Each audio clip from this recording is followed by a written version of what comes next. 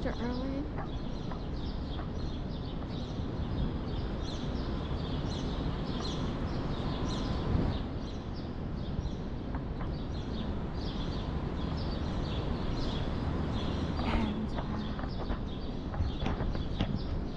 Only slept so well, but kind of automatically woke up. I actually heard someone on another floor. After I woke up, my brain goes through a process, because whenever you experience something really bad, in general, I think the brain goes through a process of, I don't really understand why, this happened to me. And we're going back to 2011. I know that seems like a long time to some people. But I've experienced harassment and activity that has persisted. It's a lot quieter, but even yesterday I had an overnight situation where I do dog sitting, cat sitting for people who go away, and that fell through. It's kind of unlike these people to pretend to cancel. It wasn't really a cancellation. They seemed to think that I didn't respond. Anyway, about a month ago, clients who I fairly often service in terms of house sitting called and asked me to do overnights for a certain time period over the holiday weekend. And because I'm always the same and desperate to have any work I can get, I was like, absolutely, I'll confirm right before the dates. So last week I sent out a text confirming. It was a little on the early side, but I was like, let me just double confirm. Also, I want to let them know that on a holiday I charge a holiday fee, and I forgot to mention it. They know this from the past, and it's never been an issue. And it's just reminding you that, because I'd be working on actual 4th of July, it's a very small holiday fee. But over the years I learned to tack on certain things because everybody else is celebrating while you're working. And I didn't hear back, but I didn't think it was totally unusual for these folks. They typically have, a certain way. So I was like, I'll wait till closer to the day and I'll confirm again. By the way, it's just 5 a.m. in the morning. Quite loud already.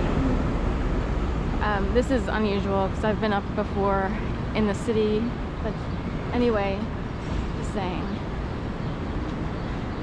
And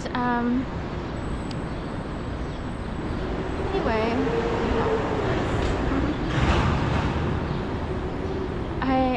so I texted again yesterday saying, just double confirming, I want to confirm the dates, so forth and so on. And the text I got back was really odd, and this is in fact part of the gang stalking world. It's part of hurting someone. It's part of playing a game. And the text said, oh dear, I never heard from you. So I decided to arrange with, she has another worker in her house, someone who comes in and cleans the house from time to time.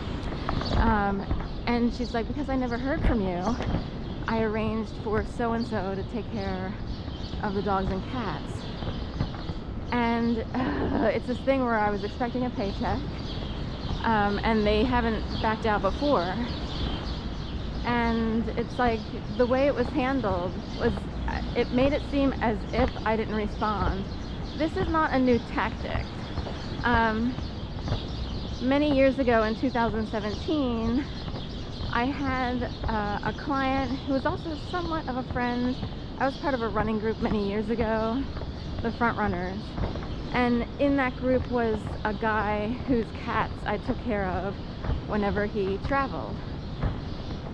And in 2017, I got a random email from him saying, I didn't hear from you, so I just had to pick up a different cat sitter.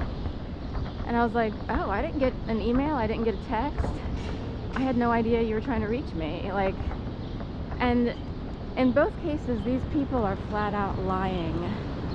That is part of gang stalking. That is part of scaring someone, because the brain goes through a process of, is there was the communication interrupted? Was there some sort of interference?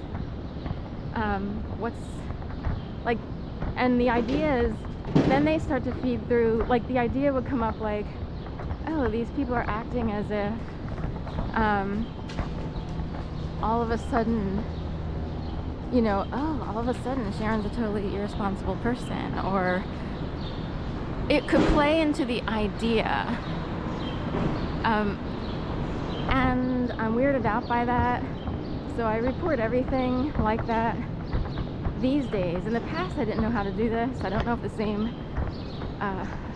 capacities were in place or capabilities in terms of how to report things, but these days I report all of that to various agencies to say I'm weirded out because they not only need to hurt in any way possible. Now, strange activity has gone on with specific clients who I've done overnights for, and I just sort of kept ignoring it because it's like, it's tolerable, I'll ignore it, so on and so on. So I already knew that certain people who I've worked for have been capable of doing certain things to try to scare. It's really weird. It's like having a bunch of tricksters or old school gypsies who desperately need to scare, confuse, obfuscate, whatever. It's odd, especially if they have a lot of money.